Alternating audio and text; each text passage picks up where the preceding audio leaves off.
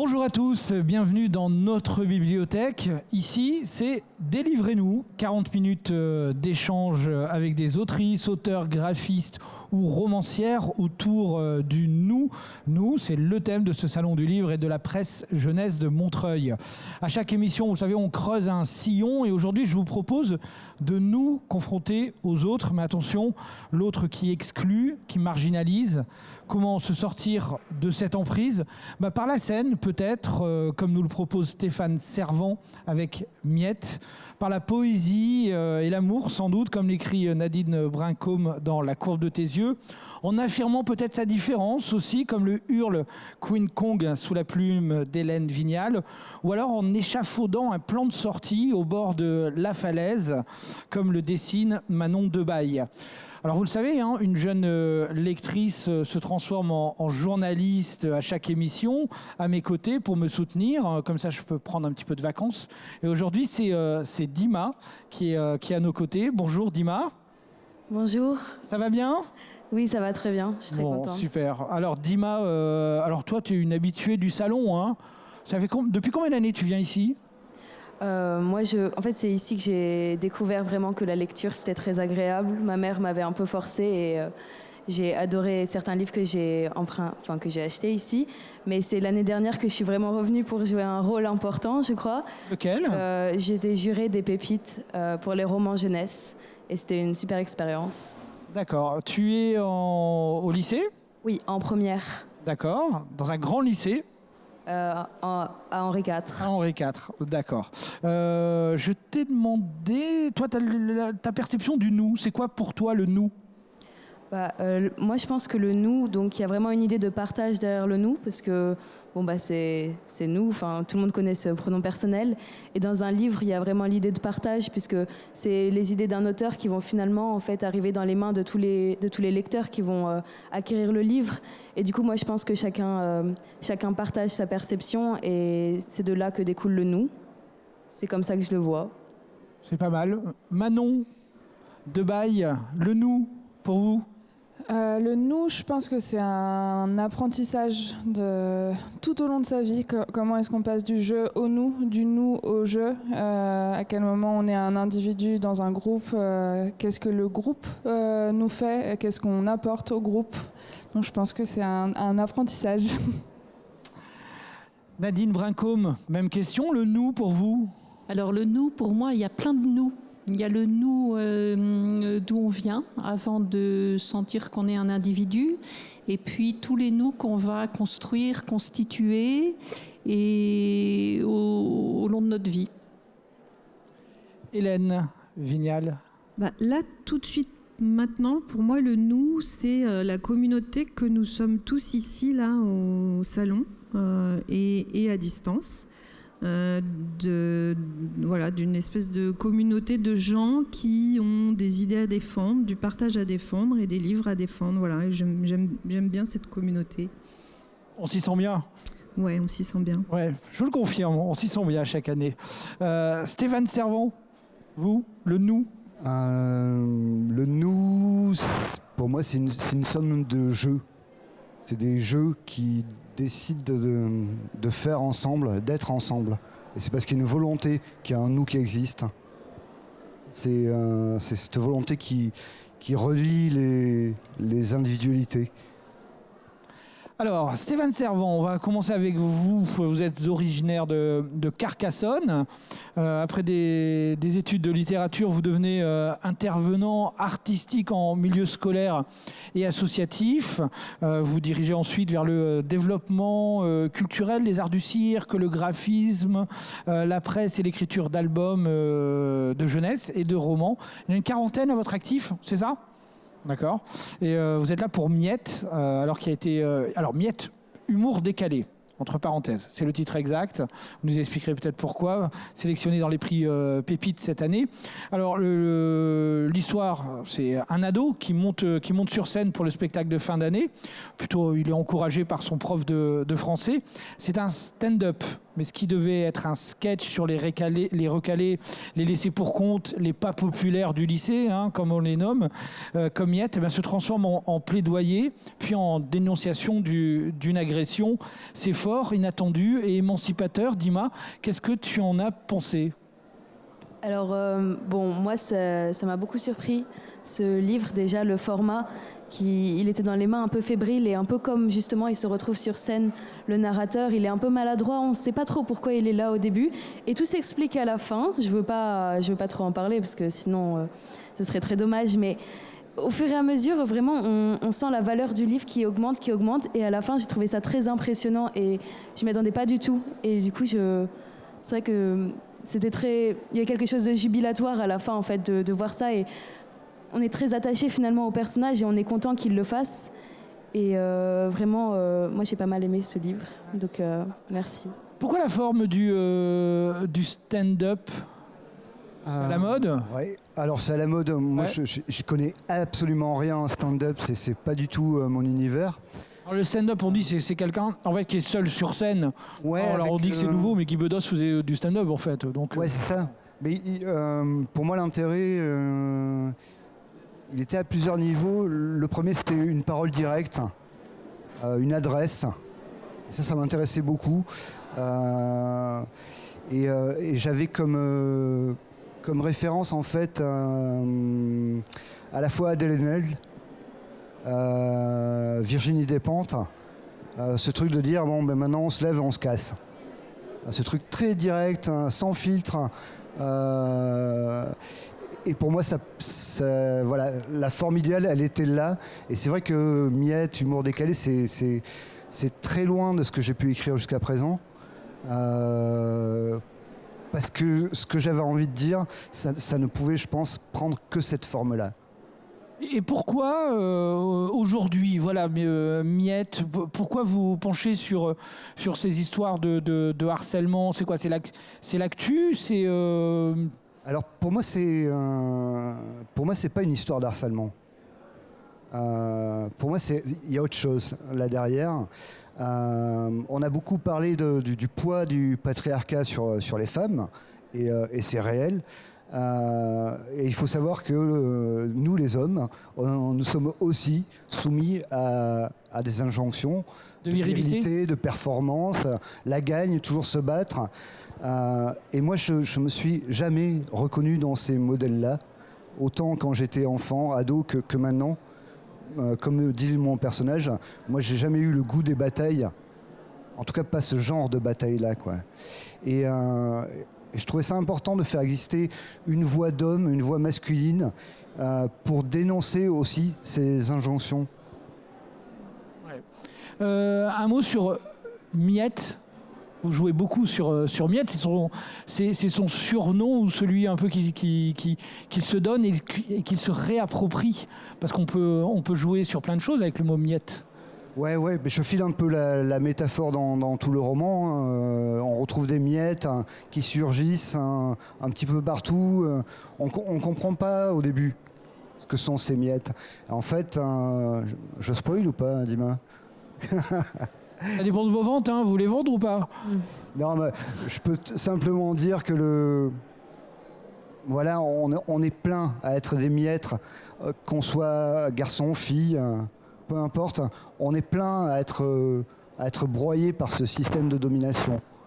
Et finalement, si on les additionne, toutes ces miettes, ça fait beaucoup. Et c'est un vrai nom, en tout cas que porte Miette, un vrai refus, comme on retrouve chez Hélène Vignal avec Queen Kong, Pépite d'or. Je vous félicite encore ou pas ? Non, c'est bon ? Bon, je vous félicite quand même. Hélène Vignal, vous avez publié une quinzaine de romans après avoir travaillé durant 10 ans dans les quartiers sensibles, c'est ça, deux dates, alors 2015 premier roman et 2021 Pépite d'or du salon livre jeunesse pour Queen Kong. Queen Kong, 70 pages intenses sur le parcours d'une jeune femme libre qui assume ses choix malgré le harcèlement qu'elle subit sur les réseaux sociaux. Une émancipation là aussi, avec en toile de fond et en élément constitutif de cette liberté, une ZAD qui joue un vrai rôle. Un roman qui fait un bien fou par son ton et sa liberté. Dima, ça t'a parlé automatiquement en tant que jeune femme ou peut-être pas? Moi, ça m'a beaucoup parlé parce que je pense qu'il y a toujours un immense tabou autour de la sexualité, surtout chez les filles, parce qu'on a l'impression que ça n'existe pas trop chez les garçons qui ont tendance à en parler ouvertement. Et c'est vraiment pas le cas chez la gente féminine. Mais c'est une héroïne très forte, en fait. Et c'est pour ça qu'on a envie de la suivre, je pense. Et elle nous emmène dans des péripéties, elle nous raconte chacune de ses expériences. Et on la suit comme ça sur un fil qui n'est pas tout droit. Il y a des méandres et à la fin, ça explose en fait très, très, très clairement. Et j'ai trouvé que vraiment, ça avait toute sa place, moi, ce livre, parce qu'on n'en entend pas très souvent parler exactement de ce thème-là. Donc c'était passionnant en fait. C'était passionnant d'entendre votre point de vue et qui, je pense, est partagé par beaucoup de monde. Hélène ? Merci Dima, merci beaucoup de cette lecture.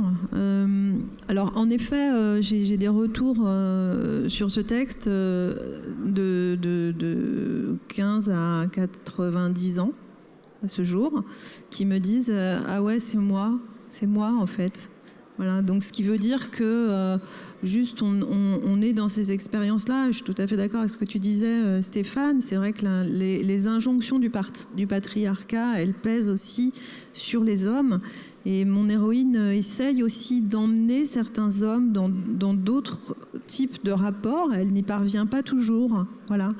Et je pense que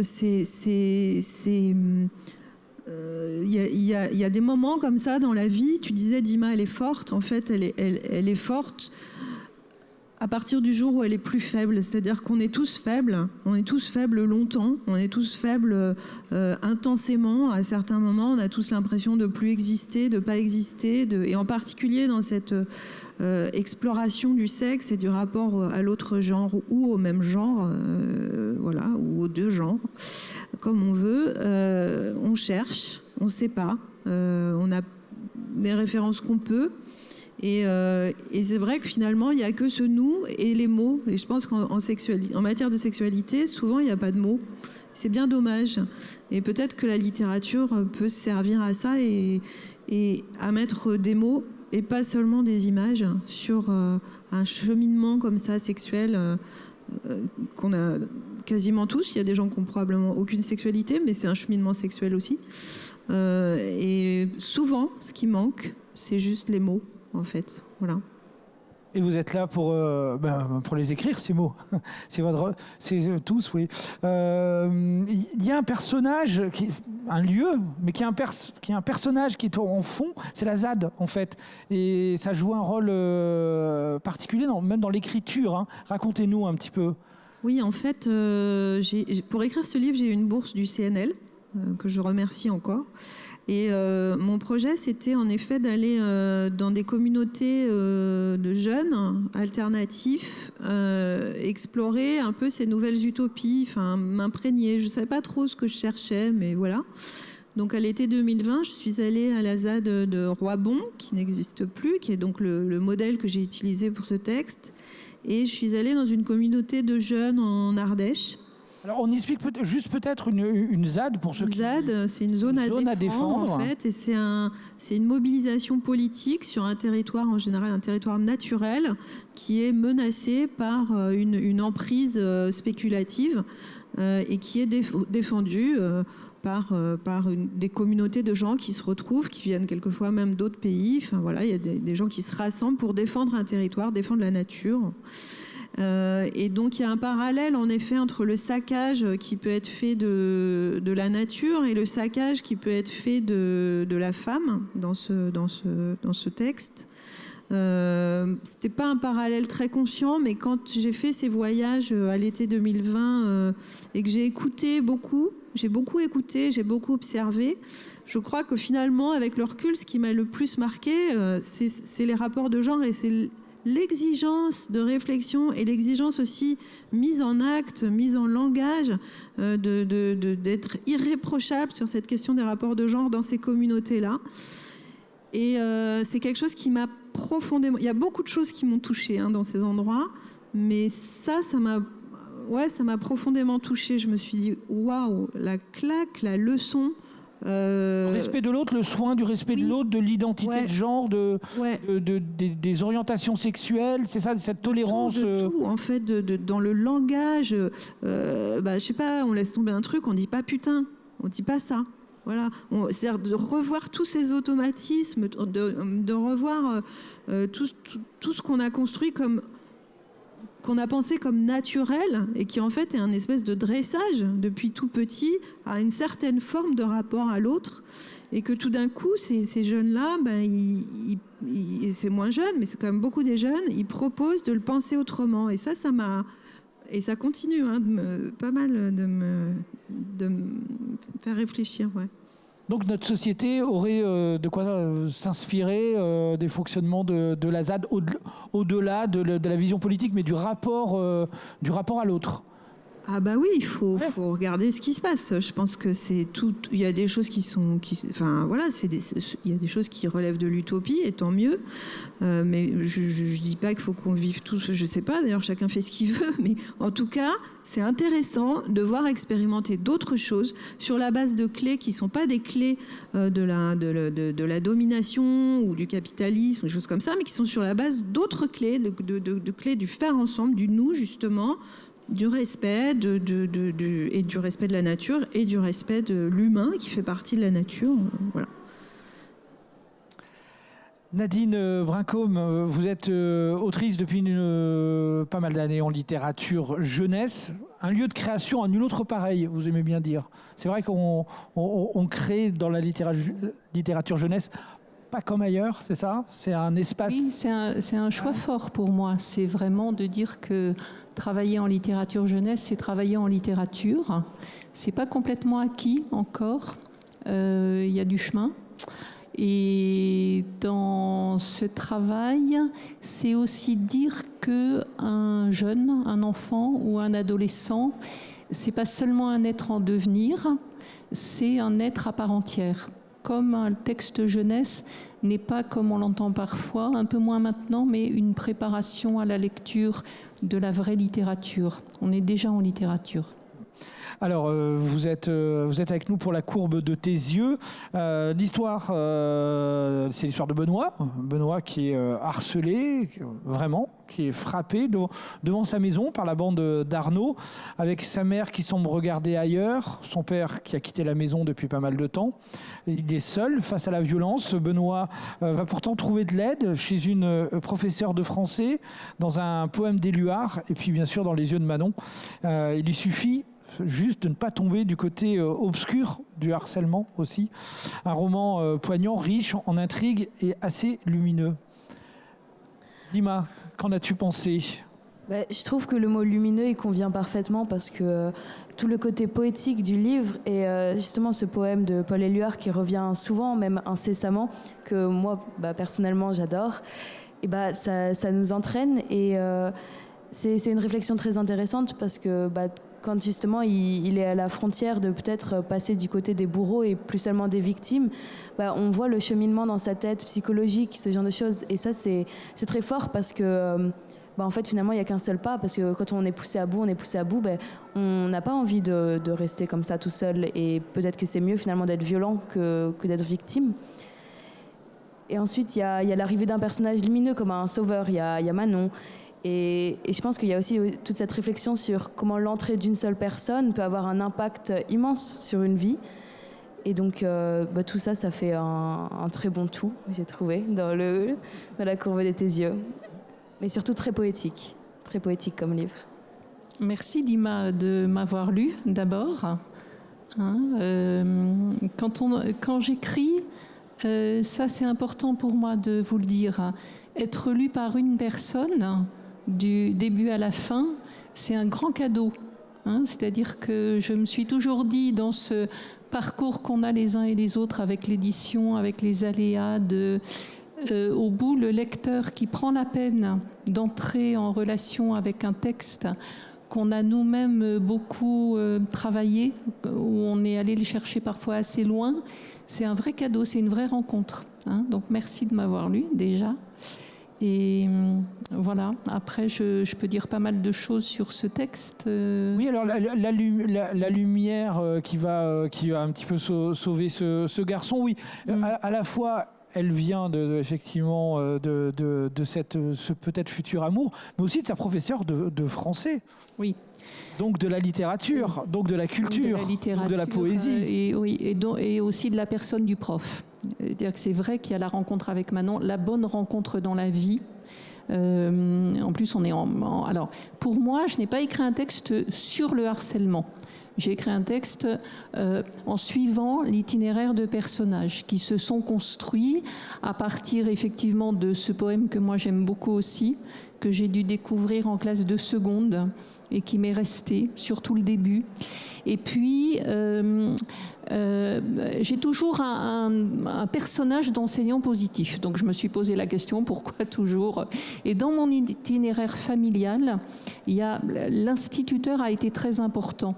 Surtout à une époque, dans les générations précédentes dans ma famille, où il n'y avait pas énormément de possibilités d'avenir social en dehors de l'école et de ce rôle parfois qu'ont les enseignants à pousser, à donner des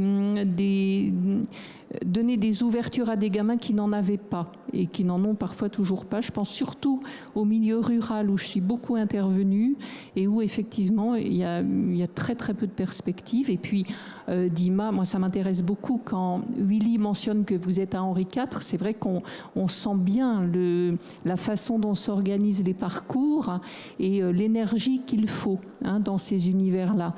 Donc ce garçon, pour moi, en fait, c'est la prof qu'il trouve.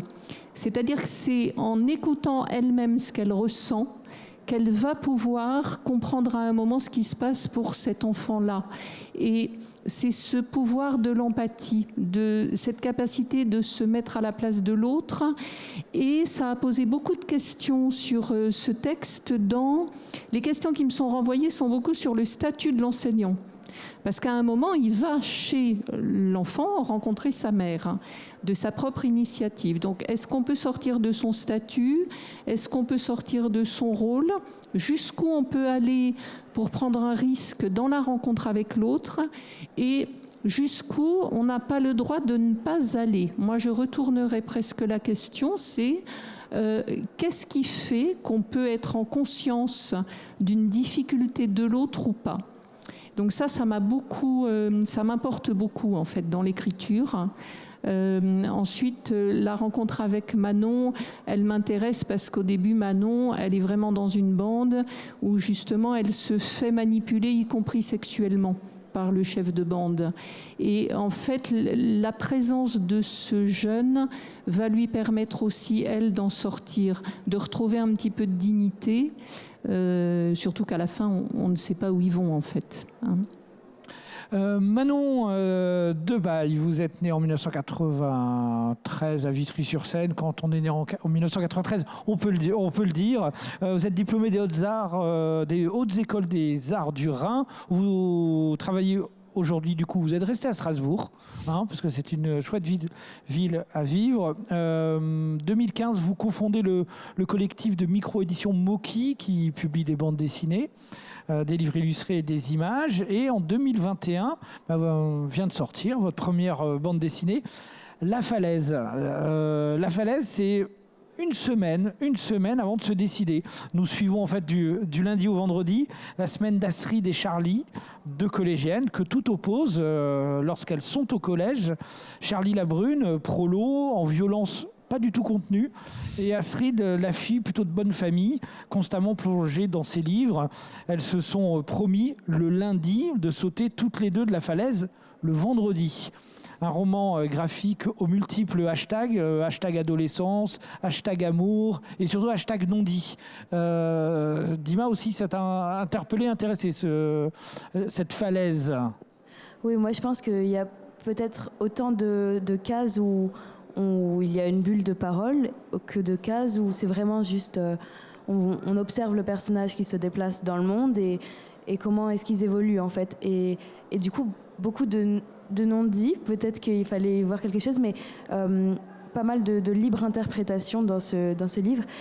Et avec des personnages qui ont tous les deux leurs secrets. On les découvre pas totalement, si je ne m'abuse, dans le roman. Et pourtant, on a envie de toujours aller plus loin et de comprendre, parce que cette amitié, elle est très mystérieuse. Et c'est vrai qu'on les rencontre, elles sont déjà là, elles sont déjà amies, et on n'a pas assisté à justement leur rencontre à elles. Et du coup, on les observe dans la forêt. Il y a un rapport avec la nature assez important aussi. On ne sait pas exactement où ça se passe, mais il y a une falaise, il y a la mer, et je trouve qu'il y a aussi pas mal c'est assez poétique, mais c'est pas la même chose que La courbe de tes yeux. C'est peut-être un peu plus sombre aussi, puisqu'il y a cette poésie noire, une poésie revient. noire et toxique, un peu. Oui. C'est vrai que mes personnages ils sont pas très bavards, mais comme moi. Et je trouve que c'est aussi l'intérêt de la bande dessinée, un peu le pouvoir de la bande dessinée, de donner une très grande place aux images et aussi à l'ambiance et à l'interprétation du lecteur, et d'avoir des indices qui vont être dissimulés et qu'on va pouvoir percevoir ou non. Et j'aime bien cette idée de 5 jours. Effectivement, il n'y a pas de flashback, il n'y a pas de voix off. Que le lecteur assiste vraiment à ces 5 jours sans avoir... on lui a pas donné de mode d'emploi, il s'est passé ça avant, il se passera ça ensuite, pour être au plus près des émotions des personnages. Et j'avais envie d'essayer de saisir l'émotion des personnages à ce moment-là sur 5 jours, et de voir comment, avec l'image et la bande dessinée, ça allait pouvoir être transmis justement aussi avec le rôle de la nature, le fantastique qui vient s'insérer dans la nature, et d'utiliser ça pour transmettre les émotions. D'accord. De l'amour, de l'amitié, de la toxicité, il y a un petit peu tout ça dans cette relation entre les deux. Il y a un petit cocktail. Ouais. Oui, je pense que c'est un âge où beaucoup de nouvelles choses arrivent, et c'est vrai que je pense que le personnage principal de Charlie est complètement fasciné par Astrid. Il y a un mélange d'amour, d'amitié. Enfin, je pense qu'elle ne sait pas trop ce qui se passe. Il y a ce personnage qui a rien à voir avec elle, qui est complètement différente. Donc il y a vraiment une fascination qu'elle exerce sur elle. Et effectivement, il y a ce rapport de pouvoir entre les deux, qui se matérialise à l'école, au collège, où Charlie fait partie de la bande de garçons qui harcèlent Astrid. Et on retrouve la bande, toujours, dans tous les ouvrages dont nous parlons aujourd'hui. Il y a la bande, il y a le nous, mais il y a l'autre aussi, les eux, vraiment présents. Et donc il y a un rapport de pouvoir dans ce sens-là, mais en dehors de l'école, finalement, les valeurs sont inversées, puisque c'est vrai que c'est Astrid qui vient d'une famille plutôt bourgeoise, Charlie qui a une vie plus compliquée, donc ça s'inverse en dehors. Et c'était aussi ce rapport-là qui m'intéressait, et de voir comment, à cet âge-là, toute la violence, enfin c'est au collège que toute la violence économique, sexuelle, le racisme, explose, et qu'on se prend ça en pleine face quand on a cet âge-là. Et donc je voulais un peu, explorer les rapports entre les personnages, donc un peu mélanger toutes les émotions qui les traversent. Alors le collège, il y a de la violence, etc. Mais il y a aussi, on va le voir dans le feuilleton, il y a aussi des jeunes collégiens qui s'interrogent sur le nous, justement. Enfin, on est allé les interroger, c'est l'équipe du Salon du Livre et de la Jeunesse de la Presse de Montreuil. On les écoute, c'est maintenant, ça s'appelle le feuilleton.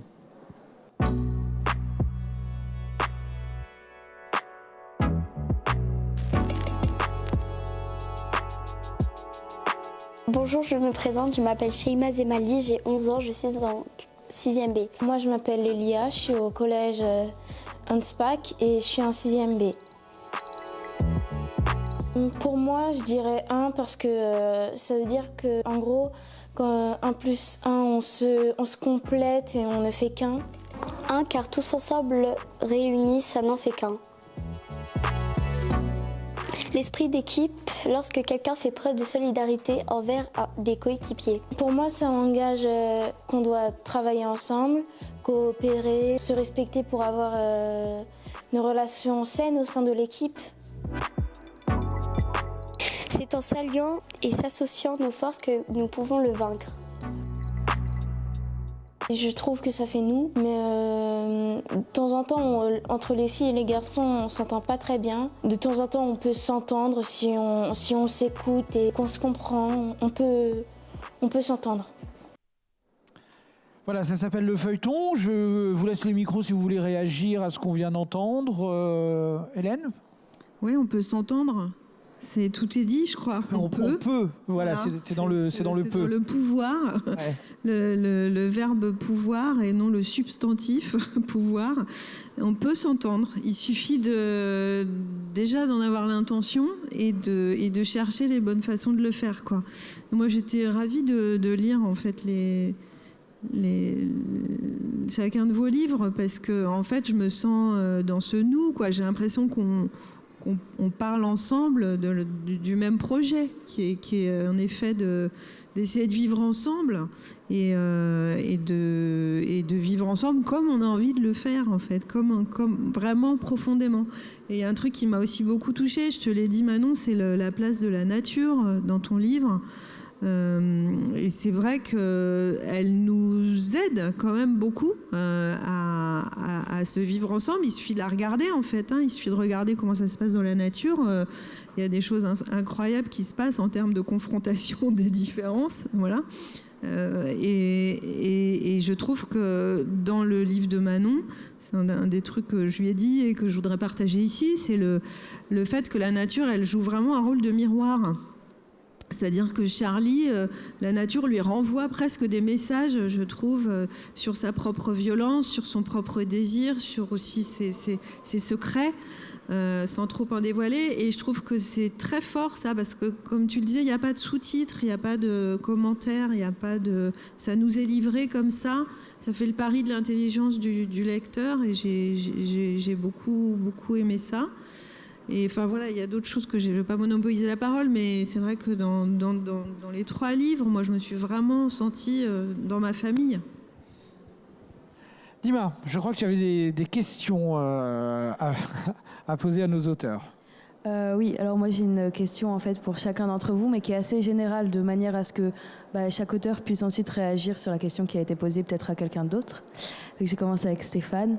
En fait, moi ce qui m'a aussi beaucoup marqué dans votre livre, c'est les tentatives de toujours museler le témoignage, en fait. C'est-à-dire les profs qui sont là en bas et qui s'agitent. Oula, mais qu'est-ce qu'on fait ? Est-ce qu'on le laisse parler ? Est-ce qu'on le laisse dire la vérité ? Et tout ça, c'est assez fort parce que c'est bien de le dire. Mais je me demandais, est-ce que vous considérez que c'est le reflet d'un automatisme plus général dans notre société, de ne pas vouloir entendre la vérité, ce déni un peu? Bon, je crois que ça nous est prouvé au quotidien, LS. Tu vois, il faut qu'il y ait des hashtags sur les réseaux sociaux. Enfin, il faut que les gens prennent la parole et imposent leur parole, parce que sinon, il y a une grande surdité. On aime bien quand les choses ne font pas de vagues et que l'ordre établi reste établi. Oui, lui il vient bousculer, Miette. Il vient bousculer, mais comme dans le prend la scène d'assaut. quotidien, voilà, il y a des lanceurs d'alerte, il y a des femmes qui prennent la parole pour dire tiens, tel mec politique très connu, c'est un salaud. Et à un moment donné, et je crois que on l'a dit plusieurs fois, l'importance des mots, alors que ce soit par la poésie, je crois que la seule façon à un moment donné de renverser la table, c'est d'attraper le micro et de dire ce qu'on a à dire, de s'imposer. Parce que effectivement, et dans le roman, c'est ce que je mets en scène, les garants de l'ordre, donc qui sont pour le coup les enseignants, eux, ils veulent surtout pas de vagues dans leur établissement, quoi. Donc ils ne toutes les institutions qui ont été touchées par, je pense à l'Église par exemple, pas de vagues aussi. Ouais, moi j'ai bossé, donc on l'a dit au début, en milieu scolaire, et j'étais plusieurs fois témoin de maltraitance au sein des familles, et à chaque fois l'institution ne prendra pas de risque. Parce qu'elle représente un ordre établi qui n'a pas intérêt à ce que ça bouge. Donc à un moment donné, il faut s'imposer. Il faut monter sur des barricades. Et il faut être là, il faut dire je suis là. Et je suis là et je suis comme je suis. Manon, oui, je vous en prie. Je voulais demander à Manon, qui est l'une des plus jeunes autour de cette table. Est-ce que toi, tu sens que tu peux prendre la parole? C'est une obligation, c'est naturel, comment tu vis cette prise de parole? Faire un livre, c'est prendre la parole. Moi j'ai pas un caractère qui va me faire monter sur les barricades, mais faire des livres, pour moi, c'est vraiment une vraie façon de s'exprimer et de créer du lien avec d'autres gens et de créer un dialogue avec d'autres gens. Et je trouve que c'est quelque chose... moi, c'est mon premier livre, donc c'est la première fois que j'ai des retours de personnes qui viennent me raconter leur expérience personnelle. Et je trouve ça à la fois très touchant, et puis je pense que c'est porteur de plein de choses positives de pouvoir s'exprimer avec quelqu'un. Et puis aussi, je fais pas mal d'ateliers dans des collèges, et j'aime beaucoup faire des ateliers et avoir l'occasion de discuter et de voir que de manière assez... il y a des choses qui sont restées les mêmes que quand j'étais au collège, mais la société bouge vite et les choses évoluent vite, et qu'il y a des choses très positives qui se passent chez les collégiens, et qu'au final, moi j'étais au collège il y a 15 ans, je pense, et les choses ont énormément changé, et c'est assez positif. Mais oui, je pense que c'est important, et chacun le fait avec ses outils et avec ce qu'il peut faire. Nadine ? Oui, moi j'entendais ce que disaient Hélène et Stéphane, et dans nos 4 livres, ce que je trouve important, c'est qu'effectivement on dit pouvoir et entendre. Et quelles sont les conditions de l'entente, d'entendre l'autre. Et ce que je trouve important dans les 4 livres, c'est que prendre la parole signifie prendre la parole souvent dans une situation qui implique de l'humiliation. Donc ces personnes dans nos livres, ces personnages, ont ce courage de dire quelque chose qui les a humiliés et prennent le risque d'être humiliés une 2e fois. Et souvent, dans cet enjeu de prendre la parole, quand on a été victime, il y a ce vécu-là d'humiliation qui peut d'ailleurs, pour partir, rendre compte du fait que les gens n'entendent pas. C'est que c'est très complexe, c'est-à-dire qu'on a tendance, aussi pour l'image qu'on a de soi-même, à enfuir le fait qu'on a pu être humilié. Or, la prise de parole implique ce courage-là. Donc, dans quelle mesure moi, de la même façon que Stéphane, j'ai travaillé à un moment en milieu scolaire, dans des internats scolaires, avec beaucoup de maltraitance et familiale et institutionnelle. Et dans les situations qui étaient dites, ce qui était très frappant, c'est que les gens, souvent, avaient écrit déjà dans des dossiers ce qui ressortait des années après, et se relisaient eux-mêmes en disant « je l'ai écrit sans l'entendre ». Donc il y a un vrai empêchement aussi de notre écoute, et c'est pour ça que dans la courbe de tes yeux, il y a cette enseignante qui fait un cheminement, en fait, pour arriver à un moment... Il ne suffit pas de parler, il faut être entendu. Voilà, tout à nous, fait. Il faut être à 2. Exactement. Ah, c'est ce qui... Ça me rappelle le témoignage qu'on a entendu tout à l'heure. La jeune fille dans le micro-trottoir disait « on peut s'entendre si on s'écoute ». Et je trouvais ça très beau, et ça m'a rappelé ton roman aussi, Hélène, s'écouter. Être à l'écoute de qui on est tout au fond. Merci, on va se quitter sur cette belle parole. Alors si vous avez envie de poursuivre autour de cette thématique, il y a d'autres combats à mener grâce à la sélection du salon qui bouquine, donc une sélection de livres autour de cette thématique. Et on va attaquer avec les fins de mois, MOI, d'Hubert Benkemoun, c'est chez Flammarion. L'énigme Edna de Florence Inkel, un thriller chez Fuller Nathan du coup. Une adaptation du roman de Martin Page en bande dessinée signée Cathy Bauer, c'est bien sûr le club des inadaptés. Une BD aussi qui se déroule dans le monde merveilleux des youtubeurs, ça s'appelle 11 407 vues, signé Vincent Brunner et Claire de Castauld chez Casterman. Cominine, une BD qui retrace la vie d'Elo, qui mettra de longues longues années à faire son coming out. C'est signé Élodie Fron et Carole Morel chez Arte Éditions. Et enfin, Anastasia Rugani qui livre un roman fort sur les conséquences d'un viol avec Je serai vivante chez Scripto Éditions.